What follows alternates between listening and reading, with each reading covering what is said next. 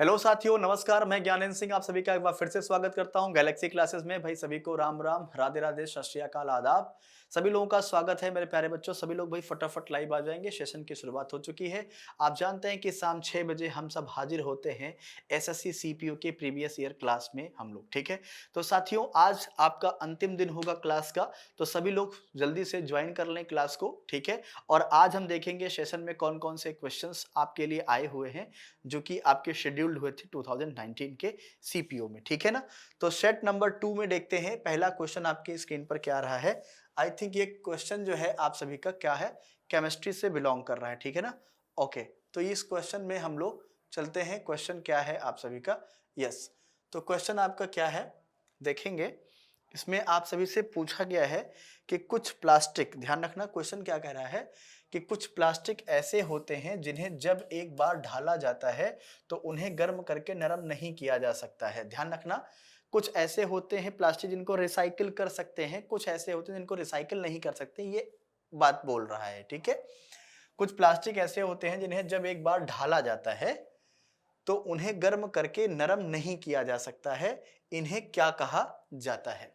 ऐसे को हम क्या बोलेंगे? ये देखो, पॉलीविनाइल क्लोराइड नहीं, इनको पॉलीविनाइल क्लोराइड जो होते हैं उनको कर सकते हैं आप, ठीक है ना।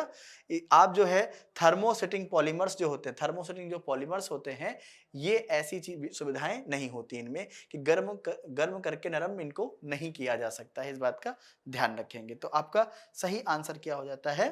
हाँ, थर्मोसेटिंग पॉलीमर, ये आपका पहला आंसर ये हो जाता है, ऑप्शन नंबर बी, ठीक है। चलिए अगले क्वेश्चन में चलते हैं। अगला क्वेश्चन क्या कह रहा है? कह रहे हैं कि निम्नलिखित में से क्या पृथ्वी के वातावरण को यथास्थान बनाए रखने में सहायता करता है, यानी which of the following helps keep Earth's atmosphere in place। बच्चों, ये क्वेश्चन बहुत शानदार है, ज्योग्राफी प्लस एनवायरनमेंट का इसमें क्वेश्चन है। कह रहा है कि ग्रेविटेशनल फोर्स ऑफ अर्थ, या rotation of earth on its axis, या ग्रेविटेशनल फोर्स ऑफ द सन, या gravitational force of the moon. आपका क्वेश्चन क्या कह रहा है? क्या पृथ्वी के वातावरण को यथास्थान बनाए रखने में सहायता करता है? ऐसी कौन सी चीज होती है जो पृथ्वी के वातावरण बनी रहती है? तो बच्चों, आप सब लोग बचपन से पढ़ते रहे होंगे कि पृथ्वी पहले खौल रही थी क्योंकि सूर्य से टूट के अलग हुई। धीरे धीरे इसमें क्या हुआ, ग्रेविटी आई। तो ग्रेविटी आने की वजह से क्या हुआ, जो भी गैस यहां से निकली पृथ्वी से वो ऊपर जाके टंग गई। क्यों टंग गई? एक ग्रेविटेशनल फोर्स की वजह से। तो किसमें है ग्रेविटेशनल फोर्स? अर्थ के अंदर। तो पहला आंसर आपका ये हो जाएगा, ग्रेविटेशनल फोर्स ऑफ अर्थ। इसी वजह से आपका एटमॉस्फेयर बचा हुआ है। अगर ये ग्रेविटेशनल फोर्स नहीं होगा तो ये सारा का सारा एटमॉस्फेयर क्या होगा, यूनिवर्स में भाग जाएगा, ठीक है।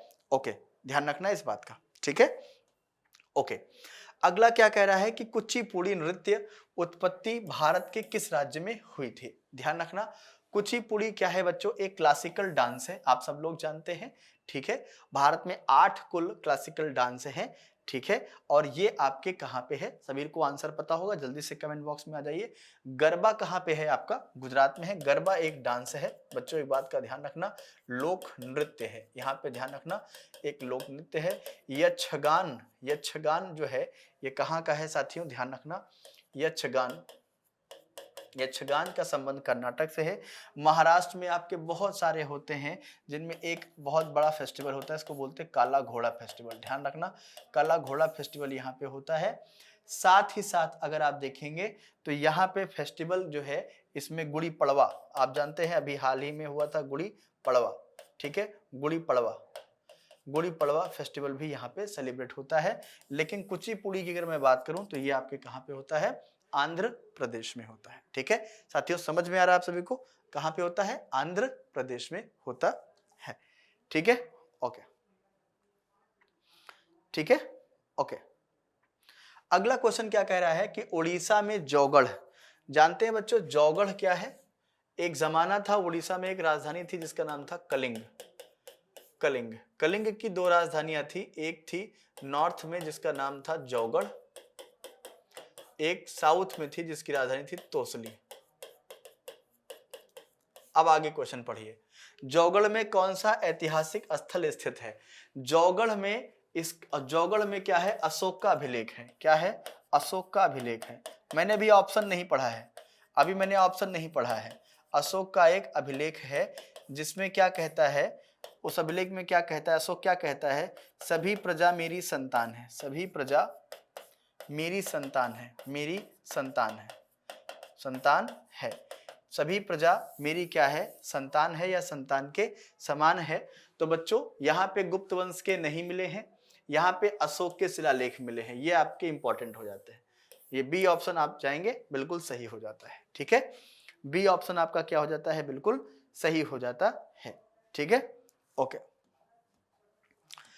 अब इसके बाद आ जाते हैं रॉलेट अधिनियम। आप सब लोग जानते हैं कि इस पे कल हमने 20 मिनट का एक वीडियो बनाया था, मतलब 13 तारीख को, माफ कीजिएगा, शनिवार के दिन, ठीक है। तो आप सबको बताया था कि रॉलेट एक्ट का उद्देश्य क्या था, आइए पढ़ते हैं। आप सब लोग जानते हैं कि इसे मार्च 1919 में लागू किया गया था। तारीख क्या थी, 10 मार्च 1919, 10 मार्च 1919, ठीक है, मार्च में लागू किया गया, लागू, यहाँ पे क्या हुआ, ये लागू हुआ था, ठीक है। इसने शांतिपूर्ण जुलूस निकालने की अनुमति दी थी क्या, ऐसा है नहीं। सभी प्रकार के जन आंदोलन को प्रतिबंधित करने के लिए प्रतिपादित किया गया था, नहीं। यह असहयोग आंदोलन के विरुद्ध था, भाई तब नॉन कॉपरेशन मूवमेंट आया ही नहीं था, उसी के बाद आया है। चौथा पढ़ते हैं क्या है, इसने राजनीतिक गतिविधियों को दबा दिया, बिल्कुल सही बात है, क्योंकि जो पॉलिटिकल हमारे देश में चीजें बढ़ रही थी उनको दबाने का काम किया था। राजनीतिक कैदियों को बिना किसी मुकदमे के 2 वर्ष तक हिरासत में रखने की अनुमति दी गई। तो बिल्कुल ठीक आंसर यही आपका हो जाएगा, ठीक है, बिल्कुल ठीक आंसर आपका हो जाएगा, डी ऑप्शन के साथ आप जाएंगे, डी ऑप्शन आपका हो जाएगा, ठीक है, डी ऑप्शन आपका हो जाएगा, डी ऑप्शन सही हो जाएगा, ठीक है, ओके। चलिए अगला क्वेश्चन क्या कह रहा है, पृथ्वी की महाद्वीपीय भू सतह यानी कि क्रस्ट में प्रचुर मात्रा में पाया जाने वाला खनिज कौन सा है। आप सब लोग जानते हैं कि हमारी जो पृथ्वी है इसके 3 लेयर बनाए गए हैं, इसके 3 लेयर बनाए गए हैं मेरे प्यारे बच्चों, ठीक है। ये ऊपर का क्या पार्ट हो जाता है, क्रस्ट हो जाता है, ये मेंटल हो जाता है, और ये आपका कोर हो जाता है, ठीक है, ये आपका कोर हो जाता है। ये बना हुआ है सिलिका और एल्यूमिनियम से, ये बना है सिलिका और मैग्नीशियम से, ये बना हुआ है निकल और फेरस से, निकल और फेरस से बना हुआ है। ये आपका सॉलिड है, ये आपका लिक्विड है, और ये आपका सॉलिड है, इस बात का ध्यान रखेंगे, ठीक है। ऊपर के सॉलिड है, एकदम अंदर का सॉलिड है। अब आपसे यहाँ पे पूछ रहा है कि कौन सी चीज पाई जाती है यहाँ पे, तो ध्यान रखना है ना, फेल्सपार, फेल्सपार, ध्यान रखना क्या पाया जाता है, फेल्सपार, ठीक है। स्फटिक नहीं है, स्फटिक नहीं है, क्वार्टज नहीं है, क्वार्टज सबसे ऊपर है। ये क्या होता है, ये रूपांतरित चट्टान होती है, क्या होती है, रूपांतरित, रूपांतरित चट्टान होती है, स्फटिक, ध्यान रखना इस बात का, ठीक है, ओके। अगला क्वेश्चन क्या कह रहा है, निम्नलिखित में से किसको नोबेल शांति पुरस्कार 2019 से सम्मानित किया गया, जल्दी से मुझे बताएं, नोबेल शांति पुरस्कार से सम्मानित किसको किया गया था, जल्दी से मुझे बताएं, जल्दी से मुझे बताएं। शांति पुरस्कार नोबेल कौन देता है, ओस्लो देता है, कौन देता है, ओस्लो, ओस्लो द्वारा, ओस्लो द्वारा। अब ये ओस्लो कहाँ की कैपिटल है साथियों, आप जानते हैं नॉर्वे, कहाँ कैपिटल है, नॉर्वे। और ये दिया गया अबी अहमद अली को, ध्यान रखना, अबी अहमद अली को ये अवार्ड दिया गया था, इस बात का ध्यान रखेंगे, ठीक है, ओके। अगला क्वेश्चन क्या है आप देखेंगे, आंसर करेंगे बच्चों सभी लोग फटाफट। अगला क्वेश्चन का आंसर क्या है, निम्नलिखित में से किस क्रिकेट खिलाड़ी ने अंतरराष्ट्रीय क्रिकेट में एक कप्तान के रूप में सर्वाधिक 150 से अधिक स्कोर बनाने का रिकॉर्ड बनाकर ऑस्ट्रेलिया के डॉन ब्रैडमैन को पीछे छोड़ा है। यानी कि ये है ना, कौन से बात कर रहा है, हाँ, क्रिकेट के एक कप्तान के रूप में, कप्तान के रूप में, कैप्टन के रूप में 150 से अधिक स्कोर बनाने का रिकॉर्ड बना के ऑस्ट्रेलिया के डॉन ब्रैडमैन को पीछे छोड़ा है। ये कोई और नहीं है बल्कि one and only Virat Kohli. इसमें क्या हो जाएंगे, विराट कोहली इसका क्या हो जाएगा, सही आंसर हो जाएगा, विराट कोहली इसका क्या हो जाएगा, सही आंसर हो जाएगा। अगला क्वेश्चन क्या है, Heinrich Rudolf Hertz led the foundation for the future development of radio, telephone and telegraph, the SI unit of dot was named as the hertz in the honour. ठीक है, यानी हाइनरिक रुडोल्फ हर्ट्ज ने radio, telephone और telegraph के भविष्य के विकास की नींव रखी थी। उनके सम्मान में एसआई यूनिट को हर्ट्ज के नाम दिया गया। तो बच्चों ये किसका है? फ्रीक्वेंसी का। जानते हैं सभी लोग फ्रीक्वेंसी का यूनिट क्या होता है? हर्ट्ज। फ्रीक्वेंसी का यूनिट क्या होता है? हर्ट्ज होता है। इस बात का सब लोग ध्यान रखेंगे, ठीक है ना?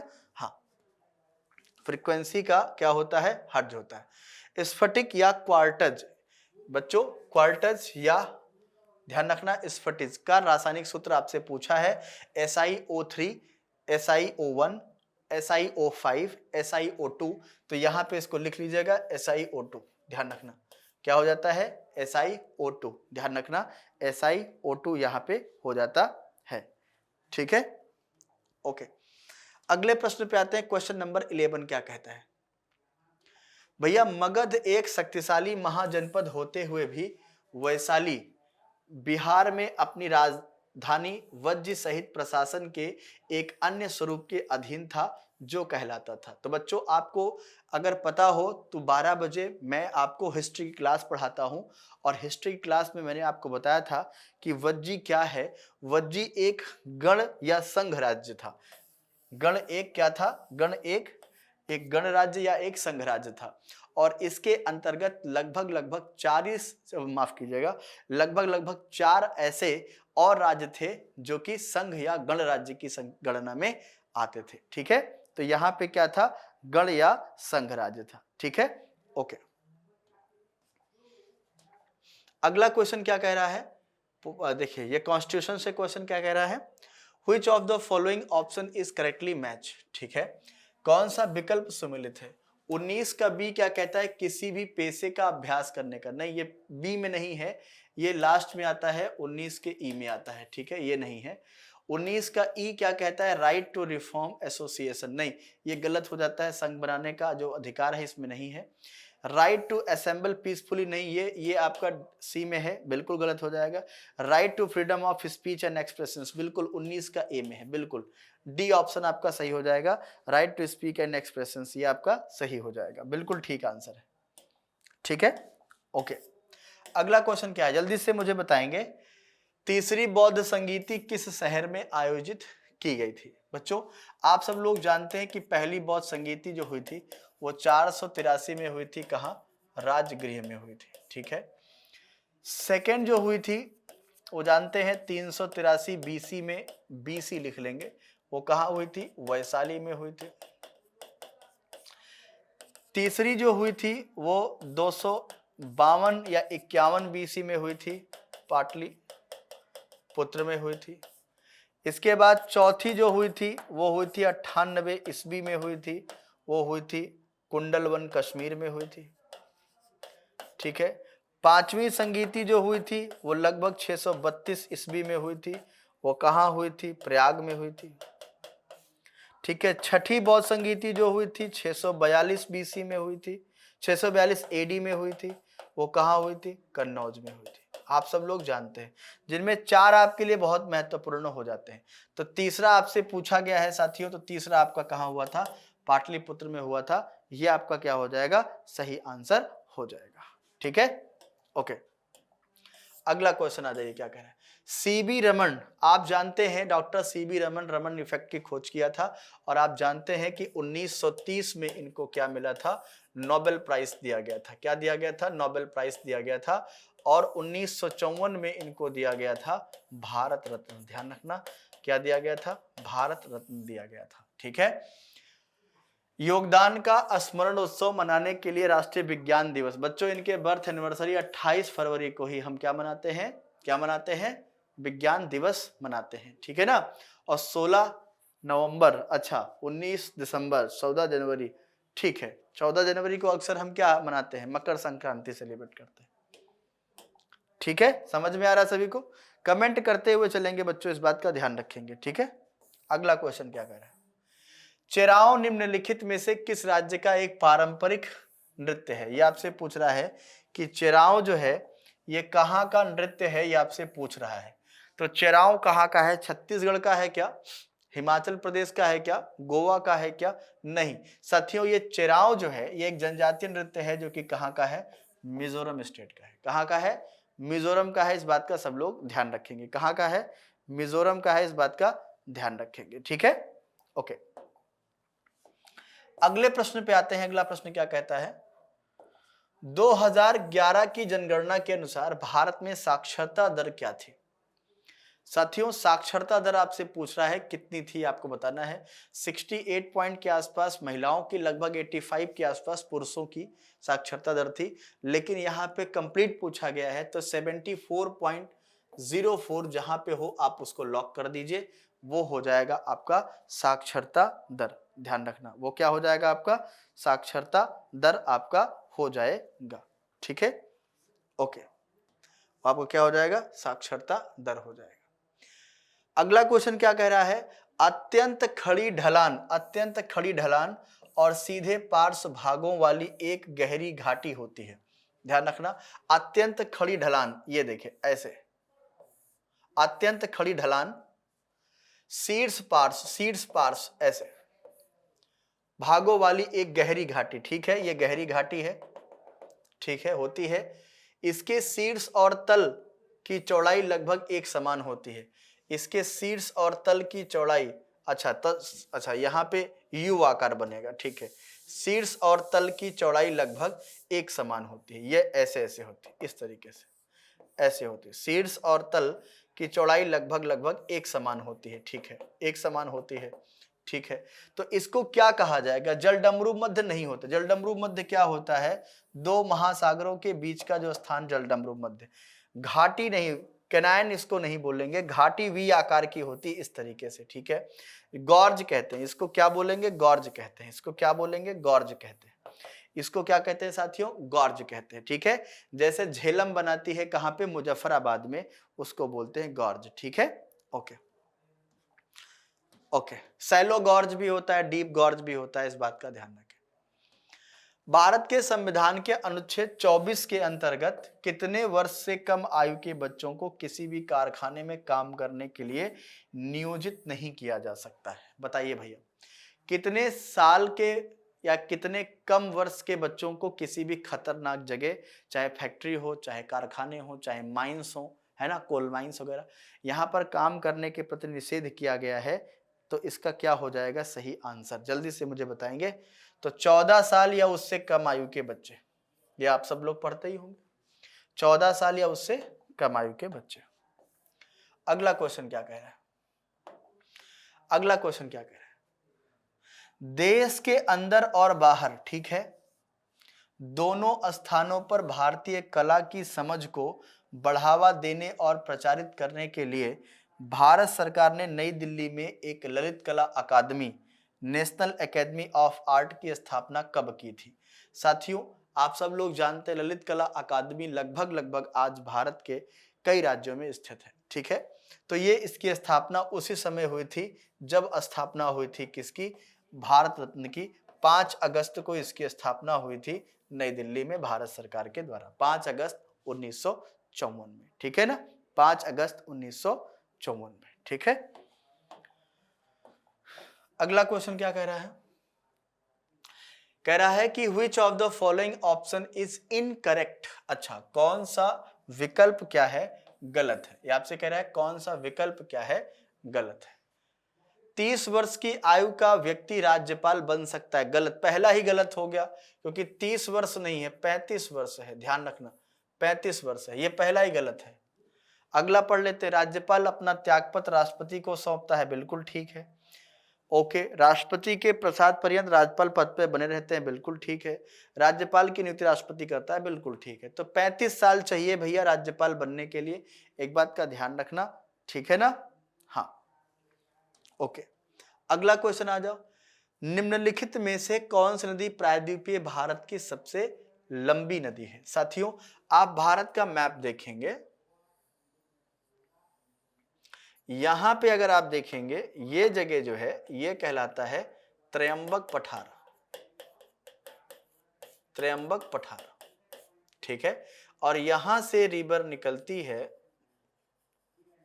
इस तरीके से बहते हुए, ये गिरती है बंगाल की खाड़ी में, इसे कहते हैं गोदावरी। इसे हम बूढ़ी गंगा भी कहते हैं, बूढ़ी गंगा भी कहते हैं, इसे हम दक्षिण गंगा भी कहते हैं, ठीक है, ओके, दक्षिण गंगा भी कहते हैं। और ये कई राज्यों में बहती है साथियों, इस बात का ध्यान रखेंगे, ठीक है। यहां महाबलेश्वर है, यहां से रिवर निकलती है कृष्णा, कृष्णा निकलती है कहां से, महाबलेश्वर से, महाबलेश्वर ये पश्चिमी घाट में है, महाराष्ट्र में है, ठीक है, ओके। लूनी तो यहां से निकलती है अजमेर से, और ये कच्छ किरण में सूख जाती है, यहीं पे लूनी है ना, मेवाड़ वगैरह होते हुए बहती है।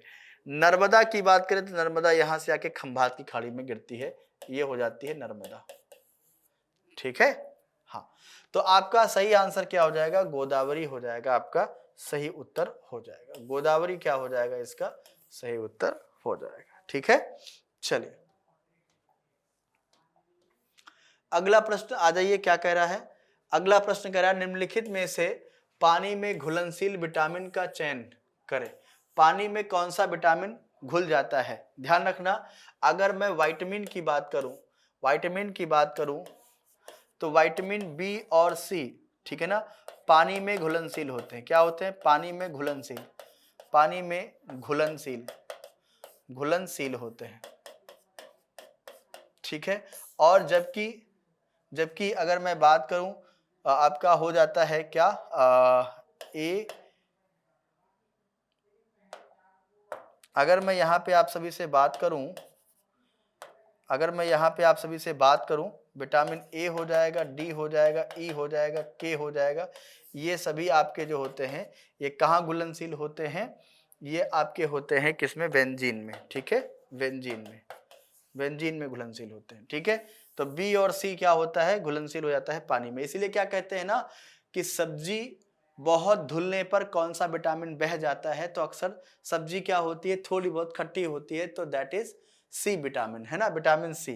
तो विटामिन सी जो है वो क्या हो जाएगा भैया, बह जाएगा, इस बात का ध्यान रखेंगे, विटामिन सी जो है वो क्या होगा, बह जाएगा, इस बात का सब लोग ध्यान रखेंगे, ठीक है, विटामिन सी बह जाएगा, इसलिए इस बात का ध्यान रखेंगे, ठीक है।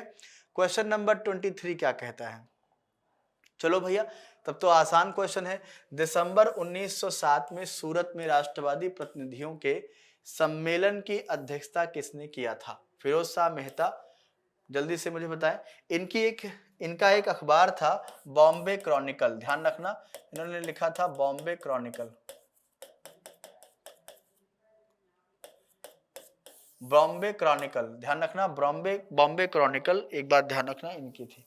श्री अरबिंदो, अगर मैं बात करूं इनका आश्रम जो बनाया था इन्होंने, इनका जो आश्रम बनाया था वो कहाँ बनाया था, ये भी आपसे पूछता है, पुदुचेरी में, पुदुचेरी में इन्होंने अपना आश्रम बनाया था।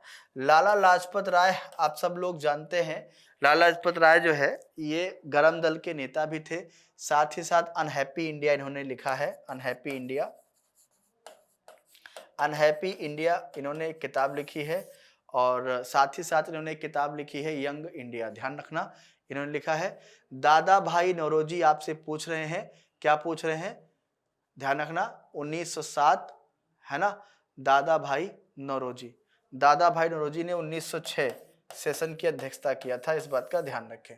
तो दिसंबर 1907 में राष्ट्रवादी प्रतिनिधियों में आपसे पूछा जा रहा है, तो सम्मेलन की अध्यक्षता किसने किया था, सूरत में राष्ट्रवादी प्रतिनिधियों, ध्यान रखना यहाँ पे आईएनसी नहीं पूछ रहा है, अगर आप सभी से पूछता आईएनसी, अगर आप सबसे पूछता आईएनसी 1907 में किसने किया था, तो आता रास बिहारी बोस, क्या आता, रास बिहारी बोस, क्या आता साथियों, रास बिहारी बोस, क्या आता, रास बिहारी बोस, बिहारी बोस। लेकिन यहाँ पे क्वेश्चन इसने क्या पूछा है, राष्ट्रवादी प्रतिनिधियों का, तो किया था श्री अरबिंदो, ध्यान रखना, श्री अरबिंदो ने किया था, इस बात का ध्यान रखेंगे। दोनों क्वेश्चन में अंतर है, कई बार गलती कर बैठते हैं, गलती मत करिएगा, ठीक है। हाँ, भारत के संविधान के निम्नलिखित में से भागों में से कौन सा भाग नागरिकता से संबंधित है, आप मुझे बताइए। भाग 6 की अगर मैं बात करूं तो ये आपका संबंध रखता है राज्य से, किससे संबंध रखता है, राज्य से, ठीक है, ओके ओके। भाग 2 में अगर आप देखेंगे तो इसमें आपका नागरिकता हो जाता है, नागरिकता। ठीक है, भाग 2 में आपका क्या हो जाता है, नागरिकता। ठीक है, अगला क्वेश्चन क्या है, blood clot is formed because of the presence of the certain cell in the blood cell. रक्त में कुछ निश्चित कोशिकाओं की उपस्थिति के कारण रक्त का थक्का बनता है, जो क्या कहलाती हैं, लसिका कोशिकाएं, लिम्फोसाइट्स, या फिर एरेथ्रोसाइट, या फिर उपास्थाणु यानी कि क्रोनोसाइट्स, या फिर प्लेटलेट्स, बिंबाणु। जल्दी से आप सब लोग मुझे बताएं क्या होते हैं, इसका सही आंसर क्या हो जाएगा, किसकी वजह से जो है आपका ब्लड क्लॉट होता है। ब्लड कॉल्ड, ध्यान रखना, रक्त में कुछ निश्चित कोशिकाओं की उपस्थिति के कारण रक्त का थक्का बनता है।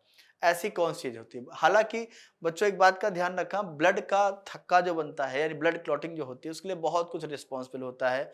इसमें आपका क्या होता है, कैल्शियम भी होता है, थ्रोम्बिन भी होता है, थ्रोम्बोप्लास्टिन भी होता है, फिब्रिन भी होता है, फिब्रिनोजन भी होता है। ठीक है ना, ये बहुत सारा मतलब एक प्रोसेस होता है, 2 to 8 मिनट में ब्लड क्लॉट होता है।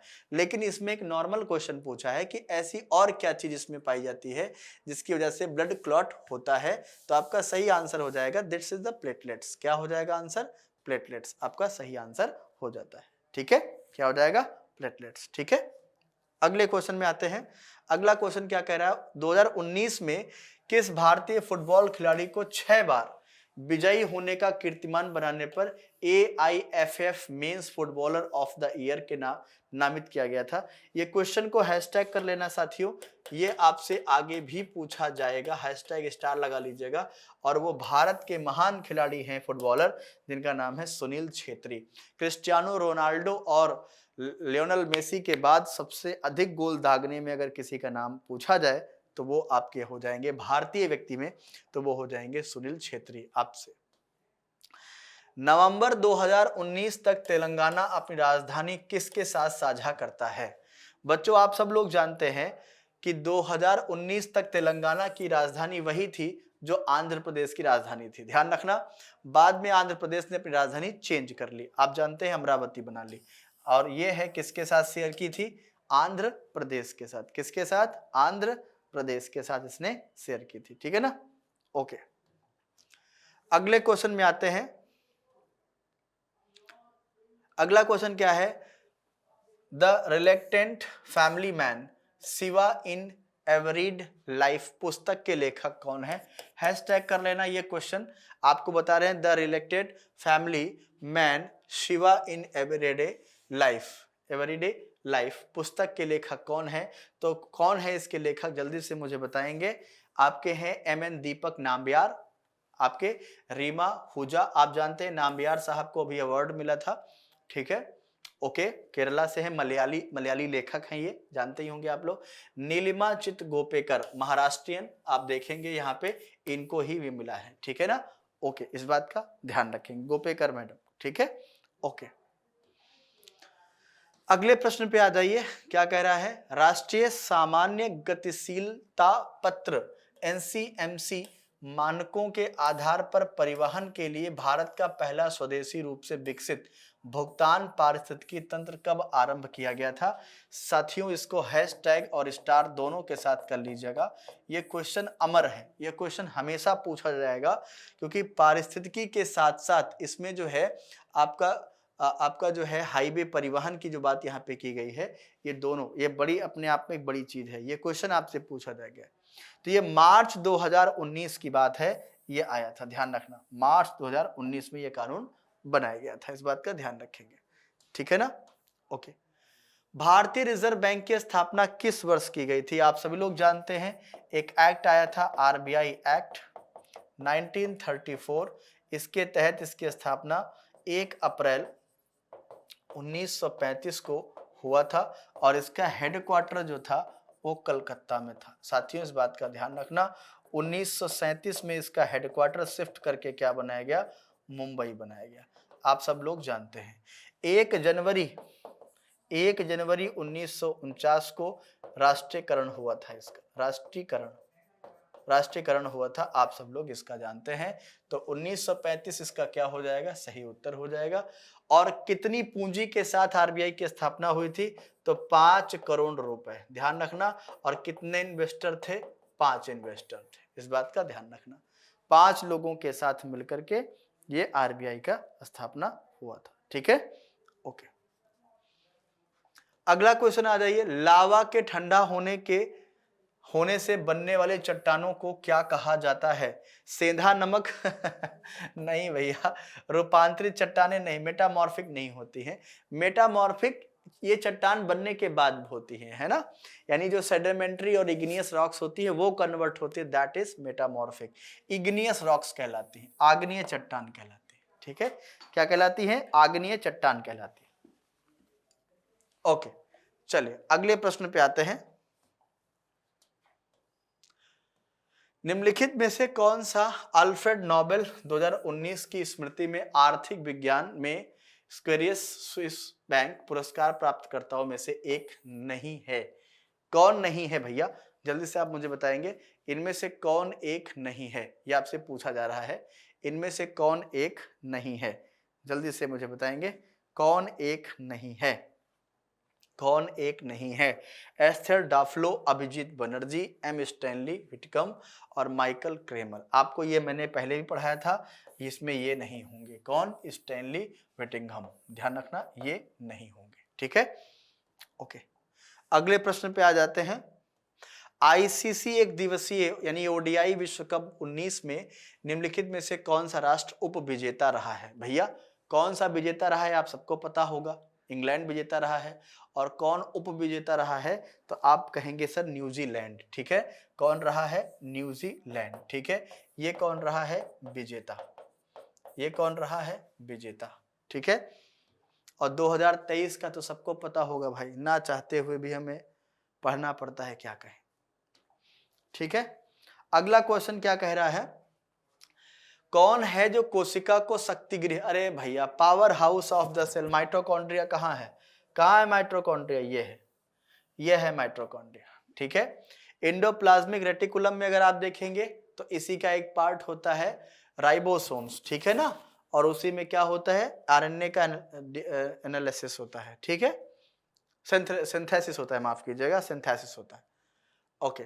अगला क्या कह रहा है, कोशिका के सुसाइड बैग के रूप में किसको कहा जाता है, कहाँ है भैया, लाइसोसोम्स कहाँ है, डी दबे साहब ने इसकी खोज किया था, लाइसोसोम्स आपका हो जाता है, ठीक है ना, लाइसोसोम्स आता है, हो जाता है, जिसको हम सभी लोग क्या कहते हैं, suicide vessel of the bag, ठीक है। अगला क्वेश्चन क्या है, निम्नलिखित में से प्रथम लोकसभा के अध्यक्ष कौन थे, भैया प्रथम अध्यक्ष कौन थे, अच्छा उपाध्यक्ष पूछा है, तो अध्यक्ष जान लीजिए कौन थे, मावलंकर, जीबी मावलंकर थे, Mavalankar,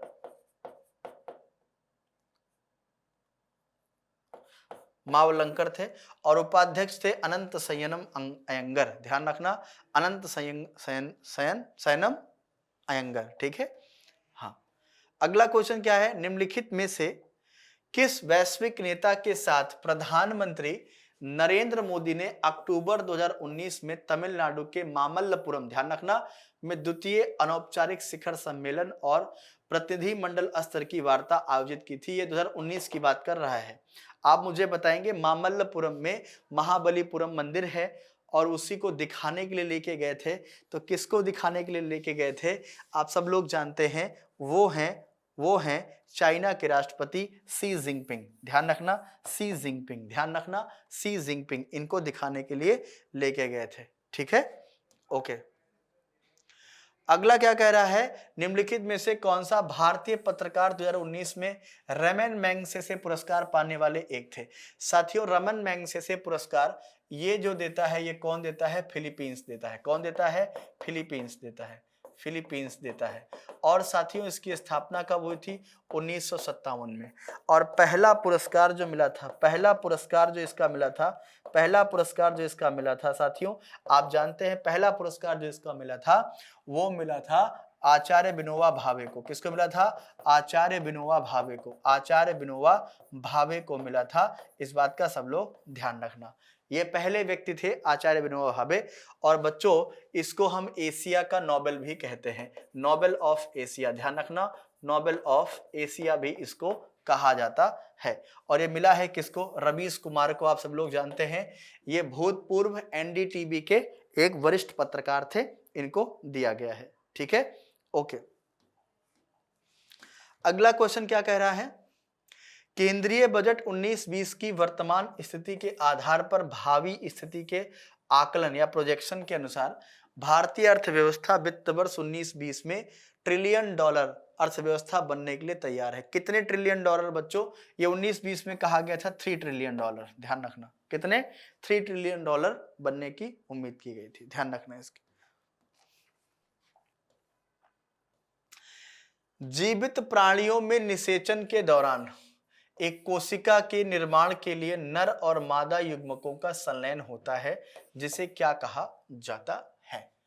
during the filtration in living beings, fusion of male and female gametes take place to form a cell called. इसको क्या कहा जाता है?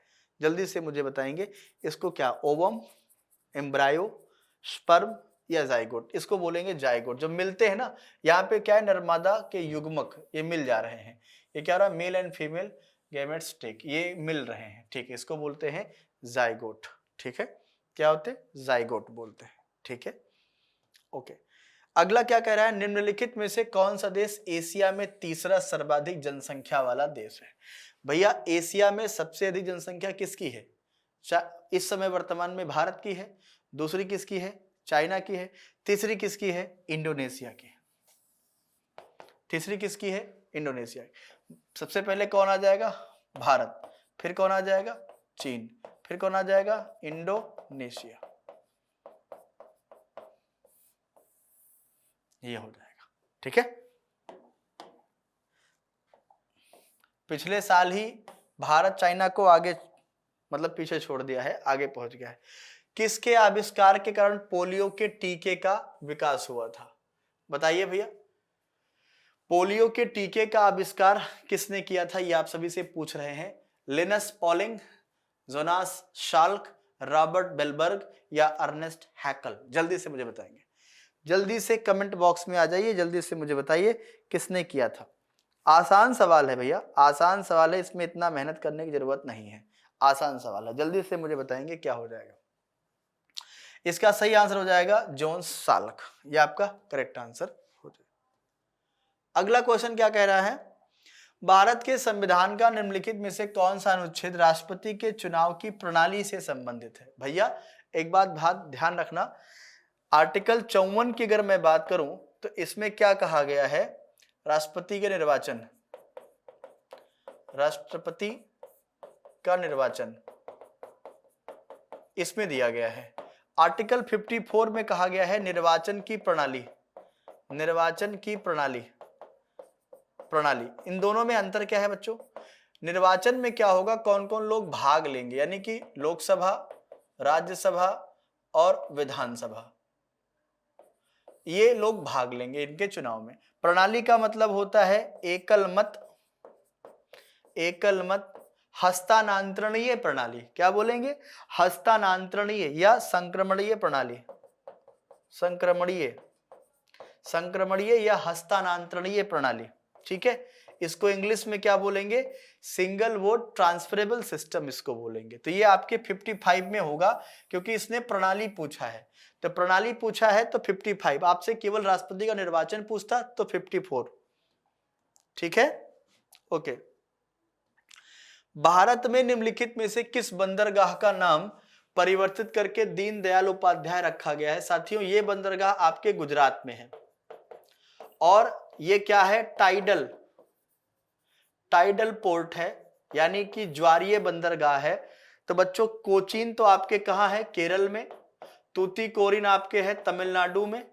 मोर्मागोवा आपके कहां है? गोवा में। आपका फंसेगा कौन? कांडला। ये कांडला कहां पे है साथियों?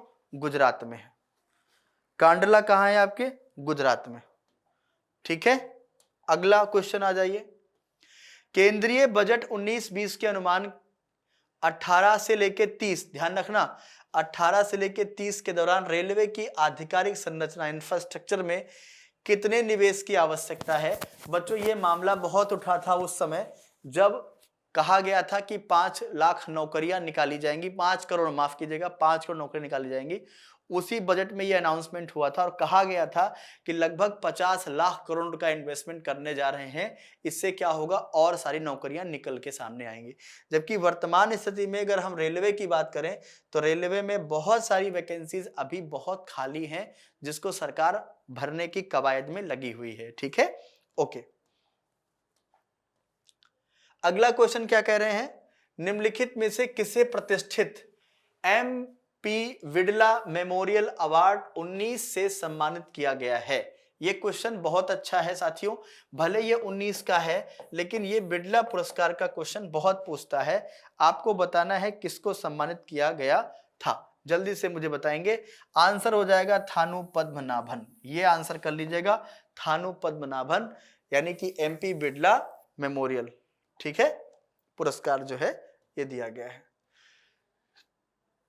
अगला क्वेश्चन क्या है, निम्नलिखित में से कौन सा धार्मिक समुदाय व्यवहारिक जीवन में 10 सार्वभौमिक गुणों का पालन करके आत्मशुद्धि और उत्थान के लिए प्रतिवर्ष पर्युषण पर्व मनाता है। पर्युषण पर्व मनाता है, ये कौन सा धर्म है, पर्युषण पर्व मनाता है। जैन समुदाय, पारसी समुदाय, सिख समुदाय, हिंदू समुदाय। जल्दी से इसका आंसर करेंगे, कौन समुदाय इसको मनाता है। पर्युषण पर्व 10 सार्वभौमिक गुणों का पालन, मतलब जो 10 नियम बताए गए थे उन नियमों का पालन करने के लिए, आत्मा की शुद्धि और उत्थान के लिए प्रतिवर्ष ये बच्चों पर्युषण पर्व मनाते हैं। अमूमन आप देखेंगे एक जगह है झारखंड में जिसको हम सभी लोग बोलते हैं बितुलांचल, ठीक है। आपने देखा होगा 2020, 21, 22 के दरमियान बड़ा विवादित रहा है। क्यों? क्योंकि वहां की गवर्नमेंट ये चाहती थी कि इसको टूरिज्म प्लेस बनाया जाए, जबकि वहां के और भारत के जितने भी जैन समुदाय के लोग हैं वो चाहते हैं कि वो क्या है, हमारा एक होली प्लेस है तो उसको टूरिज्म प्लेस ना बनाया जाए, क्योंकि वो हमारा धार्मिक स्थल है। क्यों ऐसे मानते हैं? ऐसा इसलिए मानते हैं क्योंकि उनके 23वें तीर्थंकर जो थे, जिनका नाम था पार्श्वनाथ, उनकी डेथ उसी माउंटेन पर हुई थी जो कि आपके कहाँ पे है ना, हाँ, सम्मेत पर्वत पे, माफ कीजिएगा, सम्मेत पर्वत पे, बितुलांचल नहीं, सम्मेत पर्वत, सम्मेत पर्वत, क्योंकि बितुलांचल पर्वत वो जगह है जहां महावीर ने पहला उपदेश दिया था और दोनों झारखंड में ही है। सम्मेत पर्वत जहां पार्श्वनाथ ने अंतिम सांस ली थी, और जो है जो दूसरा पर्वत मैंने आपको बताया वहां पर महावीर ने पहला उपदेश दिया था, ठीक है ना। हाँ, ओके। तो ये जैन धर्म से संबंधित है साथियों, ध्यान रखना, ठीक है ना। ओके, यहीं पे मैं बता दूं, सम्मेत पर्वत और बितुलांचल,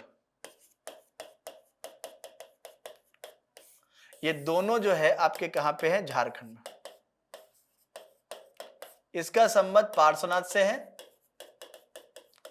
इसका संबंध महावीर से है। यहां महावीर ने क्या दिया था, उपदेश दिया था पहला, ठीक है, ओके। 48 में क्या कह रहा है, केंद्रीय बजट 19-20 के अनुसार 400 करोड़ तक के वार्षिक कुल बिक्री टर्नओवर वाली कंपनियों के लिए कर की दर कितनी कम कर दी गई है। यानी जिन कंपनियों की टर्नओवर 400 करोड़ के आसपास होगी उनका जो टैक्स है वो कितने परसेंट कम कर दिया गया है, 25%। 25%, ध्यान रखना, कितना, 25%, कितना, 25%। अगला है, what was the important feature the Lucknow pact 1916। आप जानते हैं लखनऊ पैक्ट, लखनऊ समझौता, जिसमें कांग्रेस मुस्लिम लीग के बीच समझौता हुआ, कांग्रेस के भीतर गरम दल और नरम दल के बीच समझौता हुआ। अंबिका चरण मजूमदार इसके अध्यक्ष थे और इसी सेशन में गांधी जी और नेहरू जी की पहली मुलाकात हुई थी। इसी सेशन में राजकुमार शुक्ला ने गांधी जी को चंपारण आने के लिए न्योता दिया था। ध्यान रखना, ये बहुत बड़ी चीज है, ये बहुत बड़ा पॉइंट है यहाँ पे आपके सामने, ठीक है। क्या हुआ था देखें, कांग्रेस प्रांतीय परिषद के चुनाव में मुस्लिमों के लिए पृथक चुनाव के लिए सहमत नहीं थी। नहीं, इसमें तो सहमत होना पड़ा था, ये गलत है। इसके कारण बंगाल का भी, अरे बंगाल विभाजन बहुत पहले ही हो गया था। इसने हिंदुओं और मुस्लिमों के बीच दूरी और अधिक बढ़ा दी। नहीं, यहां तो एक हुए थे, दूरी कहां बढ़ी थी, एक हुए थे। इसने कांग्रेस के उदारवादी कट्टरवादी पंथियों का पुनर्मिलन उल्लेखित है। ठीक है, ये बिल्कुल ठीक है। डी ऑप्शन के साथ आप जा सकते हैं। डी ऑप्शन आपका क्या हो जाएगा, सही आंसर हो जाएगा। डी ऑप्शन आपका क्या हो जाएगा, सही आंसर हो जाएगा। ठीक है, अगला प्रश्न आ जाइए। निम्नलिखित में से किस राष्ट्र ने 2019 विश्व रग्बी कप की मेजबानी की थी? आप जानते हैं कि रग्बी खेल में सबसे आगे जो है इंपॉर्टेंट है, वो कौन है सबसे इंपॉर्टेंट, वो है आपका न्यूजीलैंड। लेकिन यहां पर जो मेजबानी की बात की जा रही है, होस्टिंग की बात की जा रही है, दैट वाज इन जापान। क्या था बच्चों, जापान में। ठीक है ना, ओके, क्या था बच्चों, जापान। ठीक है, तो आज के सेशन में हम सब लोग यहीं तक देखेंगे, और क्लास कैसे लगी आप सब लोग मुझे कमेंट बॉक्स में जरूर बताएंगे। और आज आप सभी लोगों का एसएससी सीपीओ का जो जीएस का पार्ट चल रहा था, प्रीवियस ईयर क्वेश्चंस का, वो आज समाप्त होता है। जितने भी आप सब लोग तैयारी कर रहे हैं, वो सभी लोग प्लेलिस्ट में जाकर के फिर से एक बार, अगर आप चाहेंगे, अगर आप लोग तो उसको देख सकते हैं, पढ़ सकते हैं, स्पीड बढ़ा के देख पढ़ सकते हैं। क्योंकि बच्चों एक बात ध्यान रखना, जाते जाते मैं फिर आप सभी लोगों को एक ही बात बोलूंगा, अगर आप पढ़ाई कर रहे हैं तो ढंग से करिए, नहीं कर रहे हैं तो छोड़ के जो काम में आपका मन कर रहा है वो आप काम करिए। नहीं तो आप ना इधर के होंगे ना उधर के होंगे। इसलिए आप सबको मैं अपने अनुभव से आपको एक बात बता रहा हूं, वो अनुभव यही है, जो काम आप करें पूरी शिद्दत से करें, ईमानदारी से करें। और एक चीज और ध्यान रखें, पढ़ाई लिखाई जो है वो कभी भी आपका साथ नहीं छोड़ती है। एजुकेशन आपका हमेशा हर कदम पे साथ देती है। जो पढ़ा लिखा व्यक्ति होता है वो कहीं भी होगा, मैं कह रहा हूं कि अगर वो पेड़ के नीचे भी बैठा होगा ना, अगर वो पढ़ा लिखा होगा तो अपनी जिंदगी आराम से काटने भर के लिए पैसा कमा लेगा। और बच्चों, आज के दौर में अगर जीना है तो पैसा कमाना भी आवश्यक है, साथ ही साथ आपका एजुकेशन भी अच्छा होना चाहिए। तो दोनों चीजें देखिए, महात्मा बुद्ध क्या कहते हैं, ना ज्यादा ना कम, हर चीज होनी चाहिए, बैलेंस में होनी चाहिए। क्या होनी चाहिए, बैलेंस में, मध्यमा मार्ग में होनी चाहिए। तो इसलिए आप सबको मेरी राय यही है कि आप सब लोग खूब मेहनत से पढ़ाई करें। अगर आप अपने घर को छोड़ करके आप दिल्ली में रहते हैं, इलाहाबाद में रहते हैं, पटना में रहते हैं, जयपुर में रहते हैं, भोपाल इंदौर में रहते हैं, अपने घर को छोड़कर तैयारी कर रहे हैं, कोचिंग्स में रूम लेके रह रहे हैं, तो आप सब लोग जरा सोचिए कि जब आप 2 साल 3 साल बाद घर जाएंगे तो आप क्या लेके जाएंगे। इसलिए आप मेहनत करें ईमानदारी से और सिलेक्शन लीजिए, यही सोच है गैलेक्सी क्लासेस की। आप सब लोग ऑफलाइन क्लासेस भी कर सकते हैं, गैलेक्सी क्लासेस आपको आना पड़ेगा दिल्ली मुखर्जी नगर में। ठीक है, यहाँ पे ऑफलाइन क्लासेस दी जाती हैं और ऑनलाइन क्लास तो हम आपको पढ़ा ही रहे हैं। ठीक है, ओके बच्चों, तो विदा लेते हैं। Wish you all the very best for the next examination of SSC. Thank you, जय हिंद।